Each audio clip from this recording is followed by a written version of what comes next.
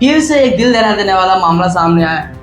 क्या ये हो सकता है लव जिहाद का केस? पता नहीं, पर केस सुनिए आप। बेंगलुरु के घर में रेफ्रिजरेटर पे मिली 40 से अधिक टुकड़ों में कटा हुआ महिला का शव मिला है। बेंगलुरु में हाल के दिनों में ही हुई सबसे खौफनाक हत्याओं में से एक 29 वर्ष महिला का शव 40 से अधिक टुकड़ों में कटा हुआ पाया गया है, जिसे शनिवार को दोपहर विक्केलवाल जो पुलिस है सीमा में आके उसके घर में रेफ्रिजरेटर के अंदर भरा गया था शव को। यह एक बेडरूम वाला एक कमरा था जो वायकिलाल में वीरनार भवन के पास था। पाइपलाइन रोड का नाम था और 6वें क्रॉस पर स्थित 3 मंजिला इमारत की पहली मंजिल पर स्थित था ये। और पीड़िता महिला महालक्ष्मी नेपाल की रहने वाली है।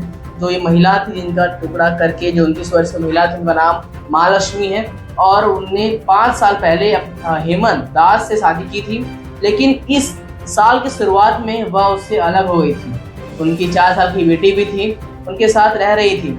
नीलमंगला ने मोबाइल एक्सरी की दुकान पर काम करने वाले दास पर खड़े अपनी बेटी के साथ उनके घर आते थे ताकि महालक्ष्मी को अपनी बच्ची के साथ कुछ समय बिताने का मौका मिल सके।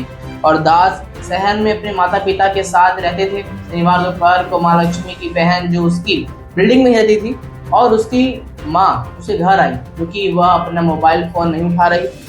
एक अतिरिक्त चाबी का उपयोग करके उनकी माँ बंद दरवाजे को खोली तो पाया कि फर्श पर चिपचिपा पदार्थ कुछ पड़ा हुआ था और पूरे घर दुर्गंध से भरा हुआ था। जब फ्रिज को खून और अन्य शारीरिक तरल पदार्थ बाहर निकाले देखे तो जो एक दरवाजा दो दरवाजे वाले एक दरवाजे वाले जो रेफ्रिजरेटर था 165 लीटर का मॉडल था वो, तो जो दरवाजा खोला गया देखा गया कि उसके अंदर महालक्ष्मी का शरीर के भयंकर अंग टुकड़े में रखे हुए हैं।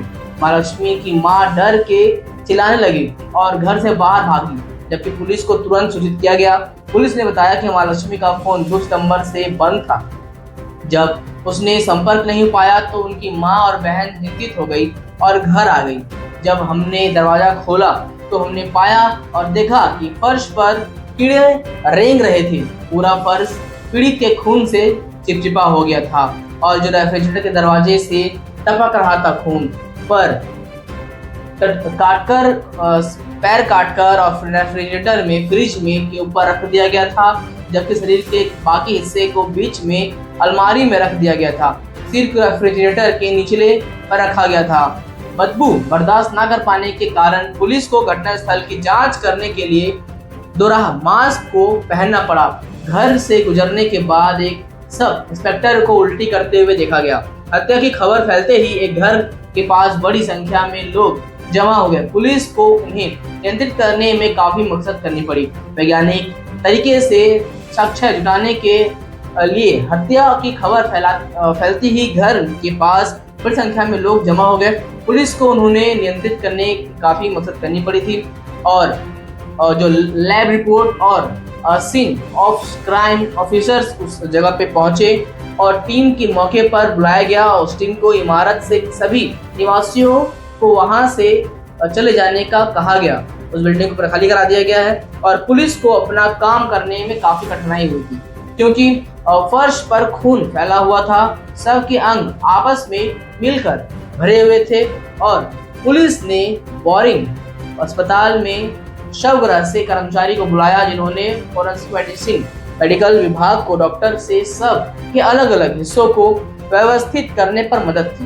पुलिस टीमों ने घटनास्थल पे फिंगरप्रिंट और अन्य सबूत एकत्रित किए हैं। पुलिस अधिकारी ने बताया कि महालक्ष्मी पहले अपने भाई के साथ रहती थी। हालांकि वह और उसका परिवार नेपाल से आया है, लेकिन लेमंगलाल में बस गए हैं। एक मशहूर मॉल में काम करने वाली महालक्ष्मी पिछले 5 महीने से व्यवस्थिकाल के घर में रह रही थी। वह सुबह 9:30 बजे काम पर जाती और रात को 10:30 बजे काम से लौटती। एक अज्ञात व्यक्ति कभी कभी उसके घर के आसपास से ले जाता था और छोड़ता भी दिखाई देता था। हत्या के पीछे उसका ही हाथ का संदेह है। वह अपने किसी भी पड़ोसी से दोस्ताना व्यवहार नहीं रखती थी महालक्ष्मी, सिवाय एक परिवार के जो उसके घर के सामने ही रहता था। उसके पास एक कुत्ता भी था और कभी कभी वह उसके ख्याल रखने के लिए वह कहती थी। पुलिस अधिकारियों को शुरू में संदेह था कि उसकी हत्या 5 दिन पहले हुई थी, लेकिन पड़ोसियों ने बताया कि घर पिछले 2 हफ्तों से बंद था। पुलिस पड़ोसियों से और उनके सहकर्मियों से पूछताछ कर रही है। एक अधिकारी ने कहा कि मामले को सुलझाने के लिए इंस्पेक्टरों की अगुवाई में 3 पुलिस टीम को बनाया गया है और सुराग खोजने के लिए उसके कॉल डिटेल, रिकॉर्ड और सीसीटीवी फुटेज की जांच कर रहे हैं। हमें संदेह है कि आरोपी के शव को टुकड़े काटने के लिए धारदार हथियार का भी इस्तेमाल किया गया होगा। तो जो ये घटना फिर से सामने आई है बेंगलोर से, इस पर आपका क्या कहना है? और इसमें ऐसा कोई नेटवर्क नहीं मिल रहा है, इसमें कोई ऐसा सबूत नहीं मिल रहा है जिससे हम इसे लव जिहाद का नाम दें, और ट्रेंड में आ चुका है लव जिहाद एक बार फिर से, इसलिए मैंने शुरू में लव जिहाद का नाम लिया, पर इसमें कोई ऐसा एंगल सामने नहीं आ रहा है। वो अपने पति से 4 साल पहले ही डिवोर्स कर चुकी थी और 5 साल पहले शादी हुआ था। उनकी 4 साल की बच्ची भी है। वो बच्ची से मिलने उनका पति उनके घर आया जाया करता था, ताकि दोनों, बच्ची और माँ लक्ष्मी और बच्ची उनकी, दोनों आपस में टाइम बिता सकें, बच्चे को भी अकेलापन फील ना हो। इसी बीच एक जो खबर आ रही है जिसपे संदेह है, जिस क्रिमिनल पे संदेह है, वो एक ऐसा अज्ञात व्यक्ति है जो महालक्ष्मी को कभी ड्रॉप करने, कभी पिकअप करने के लिए आया करता था, ऐसा वहाँ के पुलिस का कहना है। तो क्या वो वही आदमी हो सकता है, या फिर उनके पति ने ये हत्या किया है और इतने 42 टुकड़ों में काटा है उन्होंने, बहुत दर्दनाक। उसके सर को अलग, उनके पैर को अलग, उनके शरीर के पार्टों को अलग अलग कर दिया गया था। और जब पुलिस उनके रूम में गई तो उन्होंने बताया कि पूरे फर्श में कीड़े चल रहे थे। आपका इस पर क्या कहना है? हमारे कमेंट में जरूर बताएं। देखते रहे न्यूज़ 22 भारत। मैं तुषार, धन्यवाद।